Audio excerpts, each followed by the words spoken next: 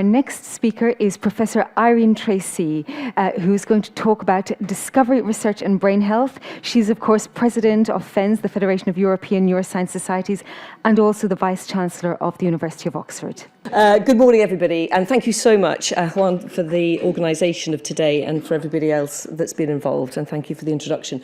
Already my visit here has been made well worthwhile. Taryn, that was just terrific. I think it speaks hugely for just what the opportunities are for us to work together, which of course is what today is all about in terms of where we can find common ground and we can think in very ambitious ways about how we want to work more collectively. So thank you so much for enlightening us about all the wonderful work that you're doing and plan to do.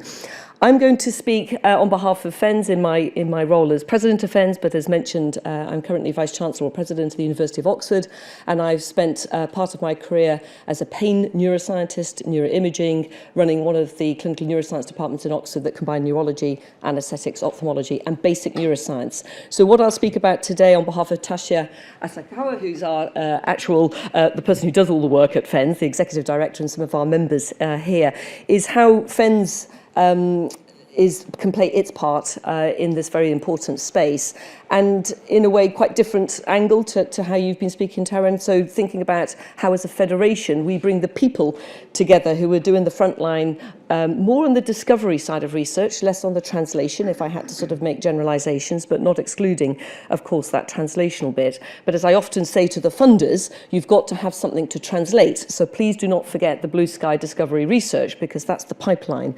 So FENS has been in existence since 1998. I think the recognition at that time was that wouldn't it be a good thing if we could galvanise all the outstanding strength in depth and neuroscience in Europe and have an opportunity to get the people together from early career through to seasoned researchers, so that FENS could provide this forum, it could provide a crucible around which we could bring these people together and they can share that knowledge and that experience and they can forge collaborations.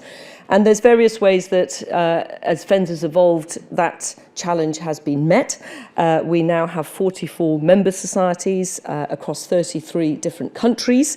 It's slightly ironic that as a British person that sadly has left Europe, I'm president of it. We do hope to stay associated with Horizon Europe, and we're doing everything we can in Britain to speak to our politicians in that regard.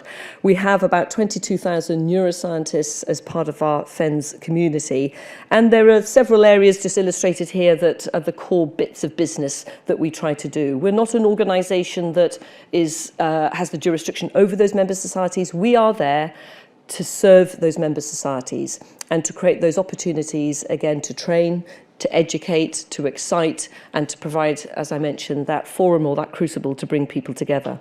So it's an evolving organisation. We're still challenging ourselves about what the need is and where we want to go. And very much, I think, our focus going forward will be around more engagement, more abilities to set the big global challenges, and then to work with the funding agencies and the policy advisors as to how we can meet that in a collective, collaborative manner, to think about more engagement with patient societies and, again, the clinical piece. So today is a terrific opportunity, I think, for us, FENS, to again meet with key stakeholders in all those areas.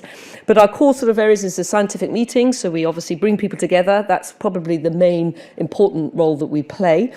We do outreach and advocacy, and again, that's an area that I'm particularly keen that we should work more collectively with. I sometimes feel that there are many different voices, too many probably, which can be confusing and diluting. So maybe being a little bit more coordinated in our outreach and our advocacy when we are trying to champion for funding and money and thinking about how we set those priorities. Education and training, obviously, we've got lots of people now coming into the neuroscience space. When I started, neuroscience didn't really exist as a separate degree course or as a separate entity. It now is very, very present in many of our university systems, and there is a need still to continue with that educative piece. So again, that's something that we're very passionate about, because of course that's the important pipeline who is going to be taking all this work forward. other bits of member society and benefits, and of course we then communicate that not just through the outreach but through publications and our journal. So just under those sort of boxed headings, there's just a little bit more detail. I don't want to sort of go through them in any sense, and I do have a handy little booklet which Tasha has a few copies of this, so if you wish, this is our 2021 impact report. I know that IBRO has an excellent impact report too brochure. We have a few copies. Our 2022 one will be coming out presently. All of this is available on the website. So again, if you want to sort of hear and see a little bit more, please either catch Tasha or myself, and first come, first served. There's only about 5 copies left.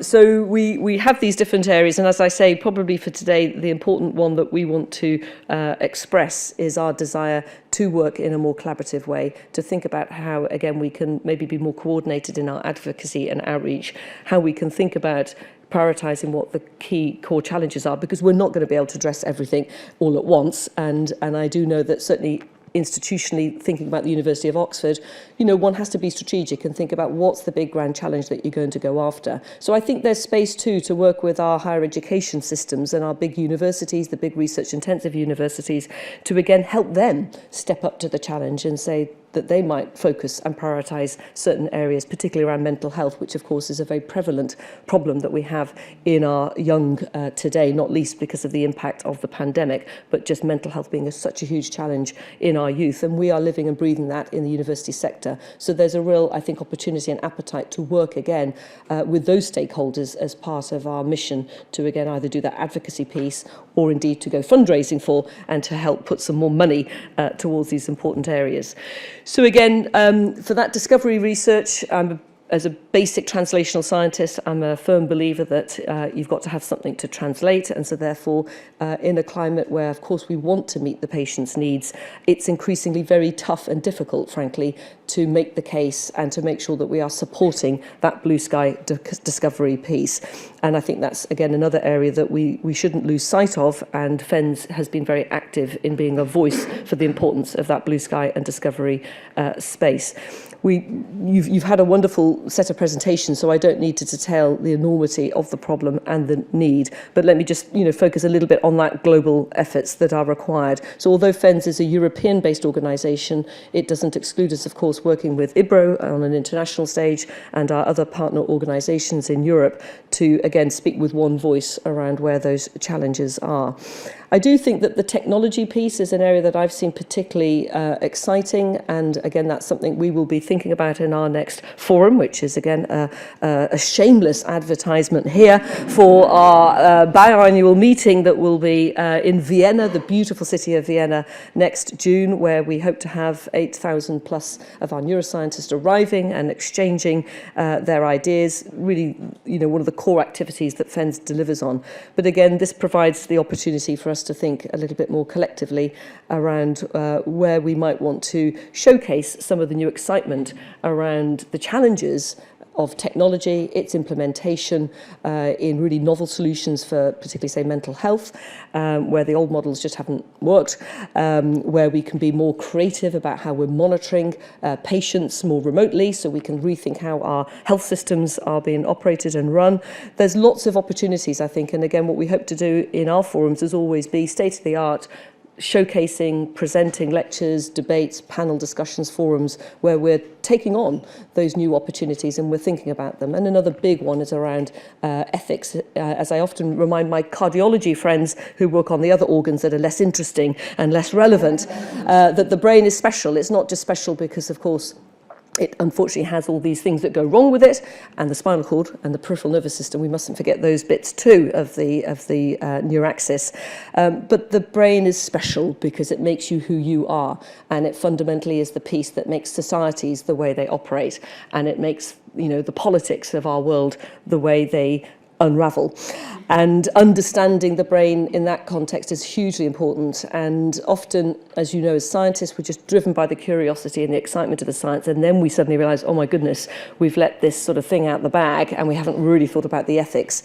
And because of the importance of the brain in this completely non-disease related space, which is huge, absolutely huge, and we shouldn't forget that. And again, that's different to the discovery piece. That's just a standalone specialness about the brain.